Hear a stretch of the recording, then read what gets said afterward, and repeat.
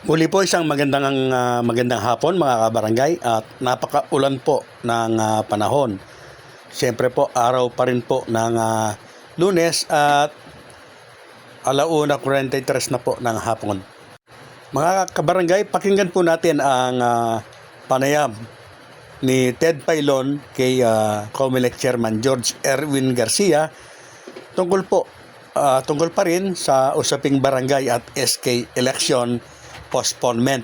Po ay atin lang gambalain ngayong nga pong maulan na Lunes ng umaga. Magandang umaga po, Chairman.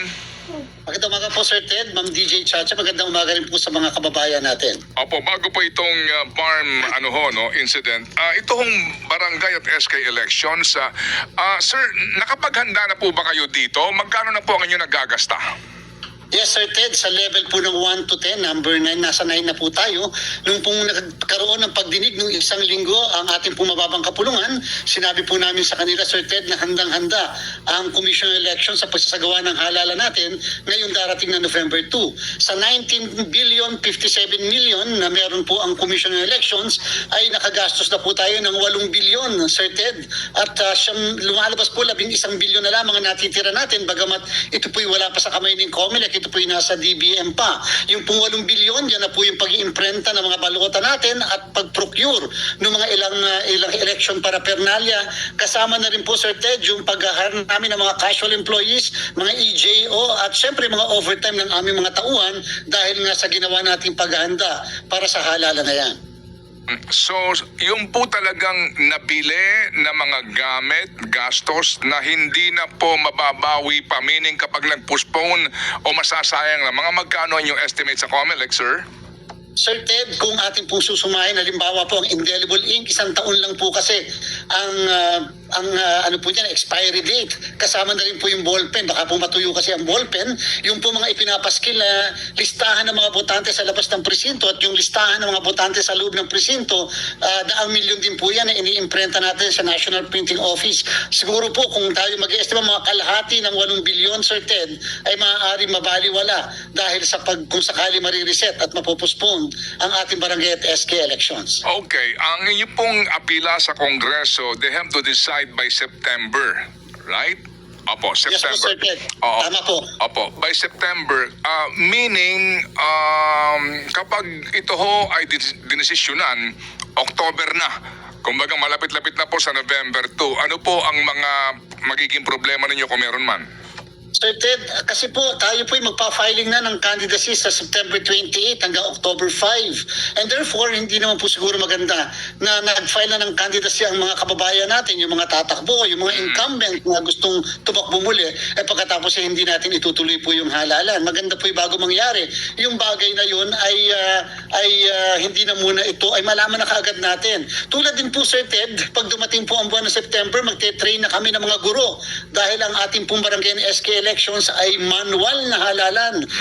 Nasanay po ang ating mga guro sa automated election and therefore kakailanganin po muli namin silang i-train para po maunawaan nila kung paano tayo mag-hold ng eleksyon. Siyempre po, Sir Ted, na andyan din po yung ibang gastos katulad ng deployment.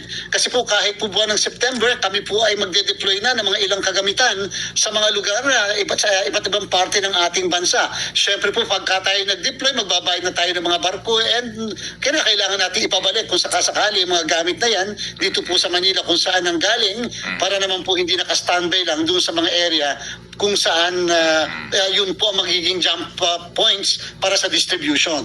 Okay, so kung mga ngayon, tama ba, mga 4 billion ang sinasabi niyong masasayang, tama, 4 billion. Tama po. Yan madadagdagan pa habang nade-delay ang desisyon.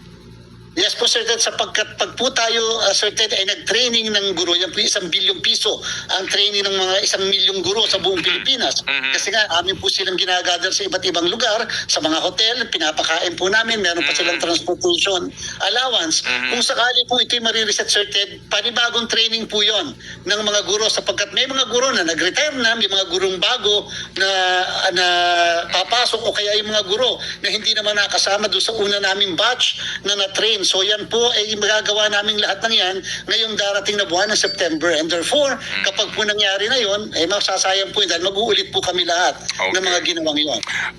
Nung hearing po ninyo sa Kamara, ano po ang feedback sa inyo ng ating mga kagalang-galang na kongresista? Sinabi po natin, Sir Ted, maliwanag na maliwanag. Nagkaroon ng desisyon ng Korte Suprema, Makalintal versus Comelec. Sinabi po na hindi naman pinipigilan ng Korte Suprema yung pagpopostpone o pagre-reset ng isang halalan. Kung kaya nga lang, ang sabi ng Korte Suprema, sundin dapat itong mga matitindi, mabibigat na mga guidelines o criteria na mismong Korte Suprema nagsabi. Sabi niya, dapat periodic yung mismong eleksyon. Ibig sabihin, alam ng mga kababayan natin, mga tao, mga mamamayan, kung kailan talaga ang halalan. Number 2, kinakailangan yung compelling reason at higher governmental interest. Hindi pa pwedeng reason lamang. Atin pong binanggit.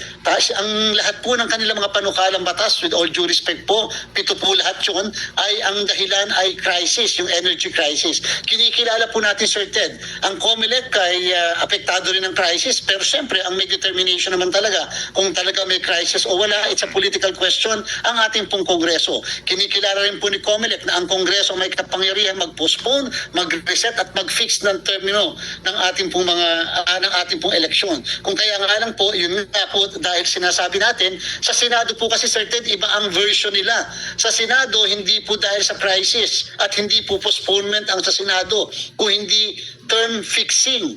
From 4 years, gusto pong gawin ng Senado ay 5 years. At yun daw pong postponement, Sir Ted, ay consequence lang o incidental doon sa pag-fix ng term.